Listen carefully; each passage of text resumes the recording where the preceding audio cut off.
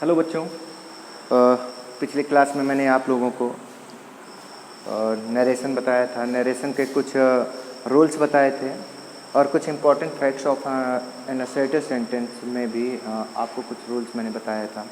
कुछ रूल्स कौन से, जैसे मैंने आपको 2 स्टेप वेरिफिकेशन रूल्स आपको इसमें बताया था कि 2 स्टेप्स में कैसे करते हैं। मैंने आपको बताया था कि जब कोई नाउन संबोधन के रूप में यूज होता है तो हम उसको रिपोर्टिंग वर्ब का ऑब्जेक्ट बना देते हैं। तो चलिए, मैं आगे का कुछ बताने से पहले मैं आप लोगों को कुछ और बताना चाहता हूँ कि जैसे कई सारे बच्चों की शिकायतें होती हैं कि सर हमें समझ में नहीं आया है, या जो आपने DPPS दिया है उसमें ये रूल क्या है। तो मैं आप लोगों से ये कहना चाहता हूँ कि आप DPPS को करने से पहले एक बार वीडियो ज़रूर देखें, तभी आप लोगों को वो चीज़ें समझ में आएंगी। अगर आप वीडियो नहीं देखेंगे तो आप कंफ्यूज रहेंगे, आपको डाउट बना रहेगा। तो मैं यही कहूँगा कि DPPS सॉल्व करने से पहले आप लोग वीडियो को ज़रूर देखें तो आप अच्छा करेंगे। ओके, तो चलिए आज मैं आपका नेक्स्ट टॉपिक स्टार्ट कर रहा हूँ। नेक्स्ट टॉपिक क्या है? असर्टिव सेंटेंस में ही मैं आपको कुछ और रूल्स बताने जा रहा हूँ। कुछ और रूल्स कैसे? जैसे कल मैंने आप लोगों को बताया था, एक्सेप्शन बताया था, और एक्सेप्शन के साथ ही मैंने आपको ये भी बताया था कि अगर रिपोर्टेड स्पीच में किसी नाउन का संबोधन के रूप में प्रयोग हुआ हो तो हम उसका इनडायरेक्ट नरेशन कैसे बनाते हैं। और आज मैं आपको जो नेक्स्ट टूल बताने जा रहा हूँ वो ये है कि देखिएगा, लिख लेते हैं यहाँ पर नरेशन। नरेशन का जो नेक्स्ट रूल है वो ये है कि यदि रिपोर्टिंग वर्ब पास्ट टेंस में है, यदि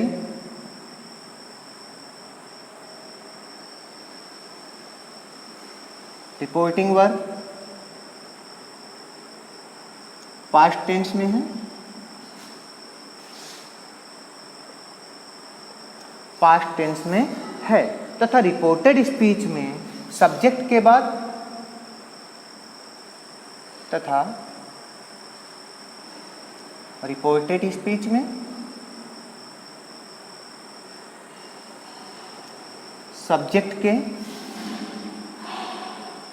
बाद could, should, might and would. Would का प्रयोग हो, वुड का प्रयोग हो। तो हम इसको इनडायरेक्ट नरेशन में कैसे चेंज करते हैं? अभी आपको बात समझ में नहीं आई। मैं आप लोगों से क्या कहना चाह रहा हूँ? मैं आप लोगों से ये कहना चाह रहा हूँ कि यदि रिपोर्टिंग वर्ब पास्ट टेंस में है और रिपोर्टेड स्पीच में सब्जेक्ट के बाद कुड, शुड, माइट और वुड का प्रयोग हो तो हम उसको इनडायरेक्ट नरेशन में कैसे परिवर्तित करेंगे। तो it is very easy to understand. Okay, तो कैसे हम इनडायरेक्ट स्पीच में इन ऑक्सिलरी वर्ब को नहीं बदलते हैं। मतलब वुड का प्रयोग हो तो इनडायरेक्ट स्पीच में, इनडायरेक्ट स्पीच में इन ऑक्सिलरी वर्ब को, इन ऑक्सिलरी वर्ब को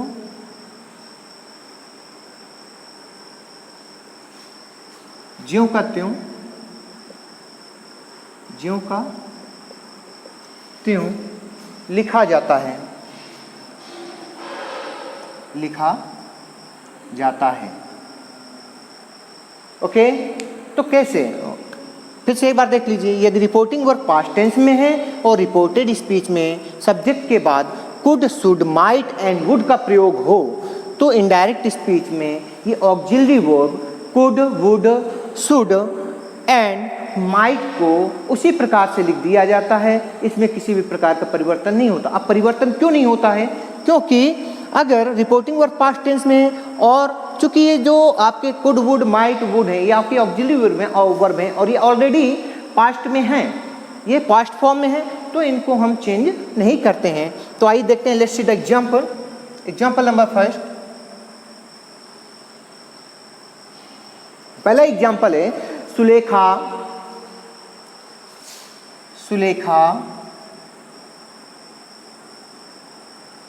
सेड टू विनोद। अब Sulekha said to Vinod, you would help me, comma inverted comma, you would help me. Okay बच्चों, तो अभी ये क्या है, देखिए अब जब हम इसका जब हम कहें कि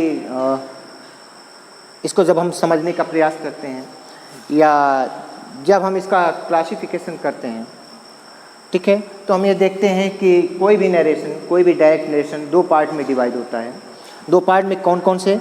जो पहला वाला जो पार्ट होता है, अर्थात जो रिपोर्टिंग वर्ब वाला पार्ट होता है उसे रिपोर्टिंग स्पीच कहते हैं, और जो वक्ता के द्वारा कहा गया, जो रिपोर्टर के द्वारा कहा गया जो स्टेटमेंट होता है वो आपका रिपोर्टेड स्पीच होता है। तो यहाँ से आप समझ लीजिए कि आपका क्या है, ये आपका रिपोर्टिंग स्पीच है, अर्थात this is the part of reporting speech, अर्थात ये रिपोर्टिंग स्पीच वाला भाग है, तो हम इसको कहते हैं रिपोर्टिंग स्पीच। अब यहाँ पर जो रिपोर्टिंग वर्ब है वो पास्ट टेंस में है, और ये कैसा वर्ब है, ये ट्रांजिटिव वर्ब है, क्योंकि इसके साथ में ऑब्जेक्ट भी आया हुआ है। ये जो वक्ता के द्वारा अर्थात स्पीकर के द्वारा कहा गया जो सेंटेंस है, ये आपका क्या है, रिपोर्टेड स्पीच है। रिपोर्टेड स्पीच में ये रिपोर्टेड स्पीच है, ये क्या है, रिपोर्टेड स्पीच, अर्थात कहा गया कथन। अब इसमें जो वर्ब यूज हुई है वो क्या है, वुड, और वुड कैसी वर्ब है, ये ऑक्सिलरी वर्ब है। ऑक्सिलरी वर्ब भी, अब जैसे मैंने आपको पहले इंट्रोड्यूस कराया था ऑक्सिलरी वर्ब के बारे में कि ऑक्सिलरी वर्ब आपकी दो प्रकार की होती हैं, एक होती है आपकी प्राइमरी ऑक्सिलरी और दूसरी होती है आपकी मॉडल ऑक्सिलरी। तो ये आपकी मॉडल ऑक्सिलरी है, और मॉडल ऑक्सिलरी में हम कोई परिवर्तन नहीं करते हैं। मॉडल ऑक्सिलरी में किस में परिवर्तन नहीं होता, अगर वो पास्ट टेंस में है तो उसमें कोई परिवर्तन नहीं होता है। अगर वो प्रेजेंट में दिया है, जैसे कैन चेंज इनटू कुड, अगर यहाँ पर कैन होता तो हम उसको कुड में चेंज कर देते, लेकिन या अगर यहाँ पर विल होता तो हम उसको वुड में चेंज करते, लेकिन यहाँ पर ये ऑलरेडी वुड में दिया हुआ है तो इसमें किसी भी प्रकार का परिवर्तन नहीं होगा। तो देखिएगा, ये आपका डायरेक्ट नरेशन है, हम इसको इनडायरेक्ट में चेंज करते हैं तो ये हो जाएगा आपका Sulekha said to change into told Vinod. अब हम यहाँ से ये देखते हैं कि सुलेखा रिपोर्टिंग वर्ब का सब्जेक्ट है, तो ये कैसा सब्जेक्ट है, ये आपका थर्ड पर्सन है। इसी प्रकार से जो इसका ऑब्जेक्ट है, किसको ऑब्जेक्ट, रिपोर्टिंग वर्ब का जो ऑब्जेक्ट है वो भी आपका थर्ड पर्सन है। और इसके बाद कॉमा इन्वर्टेड कॉमा को हटा देते हैं, remove the comma inverted comma and we use of linking verb that instead of this punctuation mark. Okay, तो यहाँ पर हम दैट का प्रयोग करेंगे। अब इसके बाद में क्या है, रिपोर्टेड स्पीच में आते हैं। तो रिपोर्टेड स्पीच का जो सब्जेक्ट है वो आपका सेकंड पर्सन है। क्या है, रिपोर्टेड स्पीच का सब्जेक्ट आपका सेकंड पर्सन है। तो मैंने आपको बताया था सन रूल देख लीजिएगा, सन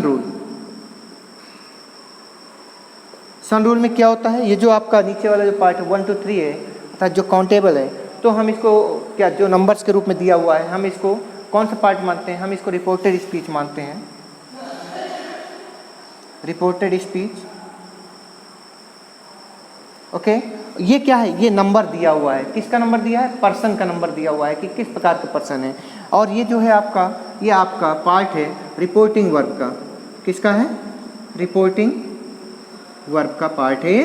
तो अभी यहाँ पर हम ये देख रहे हैं कि अगर रिपोर्टेड स्पीच का सब्जेक्ट सेकंड पर्सन हो तो ये यू कैसा पर्सन है, ये सेकंड पर्सन है। अगर रिपोर्टेड स्पीच का सब्जेक्ट सेकंड पर्सन है तो ये किसके अकॉर्डिंग चेंज होता है, ये चेंज होता है रिपोर्टिंग वर्ब के ऑब्जेक्ट के अकॉर्डिंग। और यहाँ पर जो रिपोर्टिंग वर्ब का जो ऑब्जेक्ट दिया हुआ है वो ऑलरेडी थर्ड पर्सन है, तो you change into third person. अब विनोद क्या है, Vinod is masculine gender, so here we change,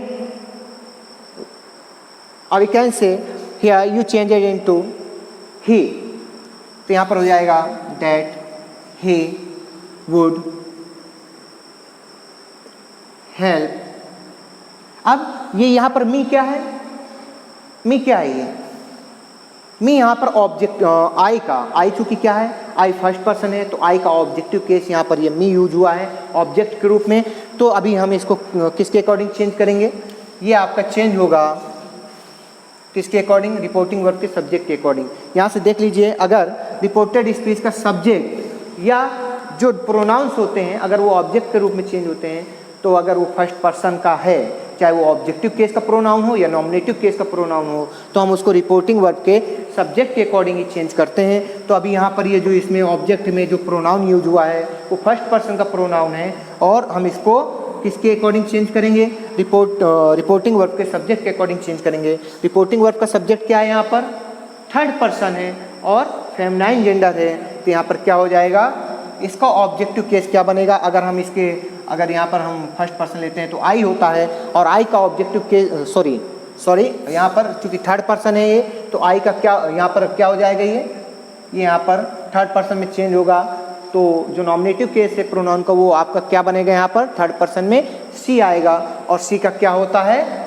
सी का आपका ऑब्जेक्टिव केस होता है हर। तो हम यहाँ पर क्या यूज करेंगे? अर्थात हम कहेंगे कि यहाँ पर मी किस में चेंज हो जाएगा? रिपोर्टिंग वर्ब के सब्जेक्ट के अकॉर्डिंग हर में चेंज हो जाएगा, तो यहाँ पर हो जाएगा हर। अर्थात Sulekha told Vinod that he would help her. तो इस प्रकार से हम इन सेंटेंसेस को परिवर्तित करते हैं जिनमें reported speech would, could, might और शुड आदि दिए होते हैं, तो उसमें किसी भी प्रकार का परिवर्तन रिपोर्टेड स्पीच में नहीं किया जाता है, और उसके टेंस में भी कोई परिवर्तन नहीं होता है। तो इसके लिए, इसको और अच्छे समझने के लिए आप एक एग्जाम्पल और देख लीजिए। यहाँ पर एक एग्जाम्पल और मैं आपको बताता हूँ, जैसे she said to me, example number 2, she said to me, she said to me I could solve the problem, inverted comma, I should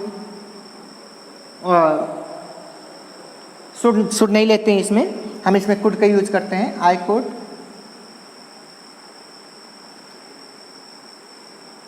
solve the problem। Okay बच्चों, तो यहाँ पर क्या है? तो हम उसी प्रकार से देखते हैं कि किसी भी डायरेक्ट नरेशन में दो पार्ट होते हैं, जिसमें एक पार्ट आपका क्या होता है? रिपोर्टिंग स्पीच होता है, दूसरा पार्ट होता है रिपोर्टेड स्पीच। रिपोर्टिंग वर्ब को हम प्रिंसिपल क्लॉज भी कहते हैं, और जो आपका रिपोर्टेड स्पीच होता है उसको सबऑर्डिनेट क्लॉज कहते हैं, या इनको हम इंडिपेंडेंट क्लॉज और डिपेंडेंट क्लॉज के नाम से भी जानते हैं। तो ये जो आपका होता है कौन सा? ये जो आपका रिपोर्टेड स्पीच होता है हम इसको डिपेंडेंट क्लॉज भी कह सकते हैं, और ये जो आपका रिपोर्टिंग वर्ब होता है इसको हम इंडिपेंडेंट क्लॉज कहते हैं। ओके, तो अब हम इसको चेंज करते हैं। तो चेंज करने के लिए हमें सबसे पहले क्या करना होगा? अगर रिपोर्टिंग वर्ब ट्रांजिटिव है तो हम क्या करते हैं? हम अगर सेड टू है तो said to change into told, अगर सेड टू है तो said to change into tell, says to है तो says to change into tells हो जाता है। तो अभी यहाँ पर क्या है? सेड टू है तो said to change into told हो जाएगा। Remove of comma and inverted comma and we use of linking verb that instead of comma and inverted comma.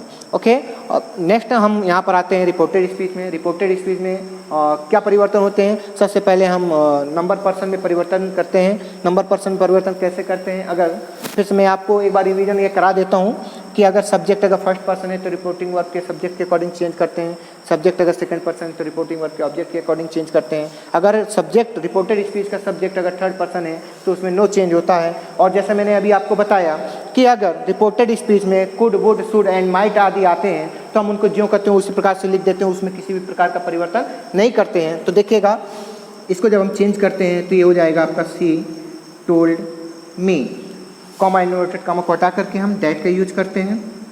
इसके बाद ये चूंकि आपका फर्स्ट पर्सन है, फर्स्ट पर्सन और रिपोर्टिंग वर्ब के सब्जेक्ट के अकॉर्डिंग चेंज होगा। तो रिपोर्टिंग वर्ब का सब्जेक्ट क्या है? यहाँ पर सी है।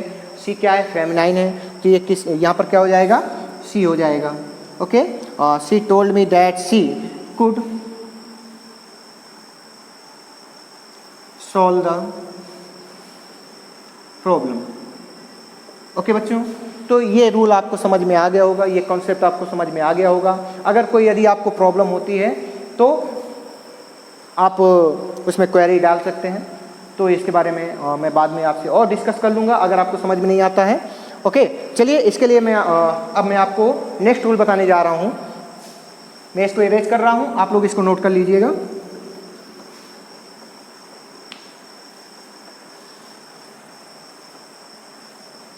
ओके, और नेक्स्ट रूल क्या है? नेक्स्ट रूल मैं आपको बताने जा रहा हूं कि अगर असर्टिव सेंटेंस में मस्ट का प्रयोग हुआ हो, अभी आपको बात समझ में नहीं आई मैं आपसे क्या कह रहा हूं, तो चलिए मैं यहां पर लिख देता हूं पहले। नेक्स्ट रूल, यदि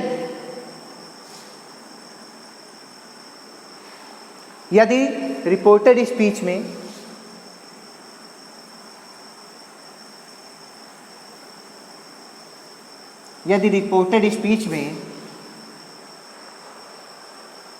मस्ट का प्रयोग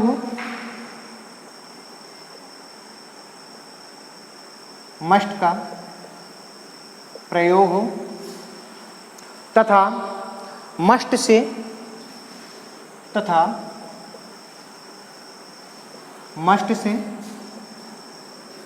मॉरल वैल्यू अर्थात मॉरल ड्यूटी का बोध होता है, या रिस्पॉन्सिबिलिटी का बोध होता है, या किसी रूल का बोध होता है, या हम कहें कि किसी प्रिंसिपल का बोध होता है, तो हम वहाँ पर क्या करते हैं, इनडायरेक्ट स्पीच में हम मस्ट को ज्यों का त्यों लिखा रहने देते हैं।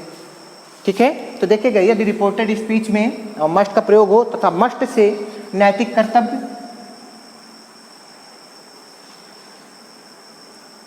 कर्तव्य, जिम्मेदारी, नियम या सिद्धांत का बोध हो, तो अभी मैंने आपको बताया है, तो इनडायरेक्ट स्पीच में मस्ट का प्रयोग, तो इनडायरेक्ट स्पीच में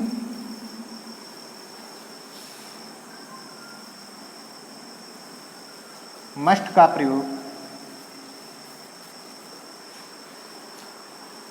ज्यों का त्यों होता है,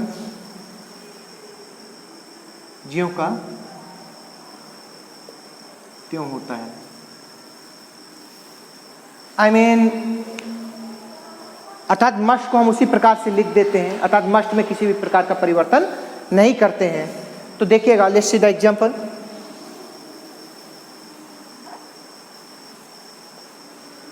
he said comma inverted comma, one must do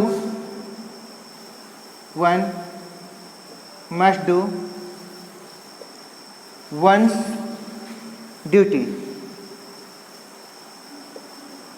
inverted कमा क्लोज। अब हम इसको कैसे चेंज करेंगे, तो आप जानते हैं, मैं आपको फिर से रिपीट करा रहा हूँ, मैं आपको फिर से रिवीजन करा रहा हूँ, ये चीज़ आपको बार बार बता रहा हूँ कि किसी भी नरेशन में, किसी भी डायरेक्ट नरेशन में दो पार्ट होते हैं। आप लोग अच्छे से समझ लीजिए, किसी भी डायरेक्ट नरेशन में दो पार्ट होते हैं, एक होता है आपका रिपोर्टिंग वर्ब और एक होता है आपका रिपोर्टेड स्पीच। रिपोर्टिंग वर्ब क्या होता है, रिपोर्टिंग वर्ब को रिपोर्टिंग स्पीच भी कहते हैं। अर्थात ये क्या होता है, ये एक प्रकार का प्रिंसिपल क्लॉज होता है, अर्थात जिस पर जो रिपोर्टेड स्पीच होता है उस पर डिपेंडेंट होता है प्रिंसिपल क्लॉज पर। ओके, तो हम यहाँ पर सबसे पहले क्या करेंगे, अब यहाँ से हम देखते हैं रिपोर्टिंग वर्ब, जो आपकी रिपोर्टिंग वर्ब है अर्थात जो रिपोर्टिंग स्पीच है वो इंट्रांजिटिव है। तो हम क्या करते हैं, इंट्रांजिटिव को हम टोल्ड, टेल और टेल्स में परिवर्तित नहीं करते हैं, हम उसको उसी प्रकार से लिखते हैं ही सेड। इसके बाद में फॉलो द जनरल रूल्स, है ना, हम जनरल रूल्स को फॉलो करते हैं। जनरल रूल्स क्या होते हैं, removal of comma in inverted comma, okay, and the use of linking verb that instead of this punctuation mark. तो यहाँ पर क्या हो जाएगा, ही सेड दैट, ओके। अब क्या है यहाँ पर, one must do once duty. अब यहाँ पर वन का क्या रहेगा, वन का वन ही रहेगा, ओके। अब यहाँ पर चूंकि मस्ट का यूज हुआ है तो हम मस्ट को परिवर्तित नहीं करते हैं, उसको ज्यों का त्यों लिख देते हैं। तो यहाँ पर क्या होगा, मस्ट डू वंस ड्यूटी। चूंकि क्यों हम यहाँ पर ऐसा कर रहे हैं, हम यहाँ पर मस्ट को क्यों नहीं चेंज करते हैं, हम यहाँ पर मस्ट को इसलिए चेंज नहीं कर रहे हैं क्योंकि इससे नैतिक कर्तव्य का बोध होता है। किसका, नैतिक कर्तव्य का बोध होता है, एक जिम्मेदारी का बोध हो रहा है यहाँ पर, इसलिए हम मस्ट को यहाँ पर चेंज नहीं करेंगे। इसके लिए, इसको और अच्छे से समझने के लिए आपको मैं और एक एग्जाम्पल यहाँ पर समझाने का प्रयास करता हूँ। देखिएगा, एग्जाम्पल नंबर 2, दे सेड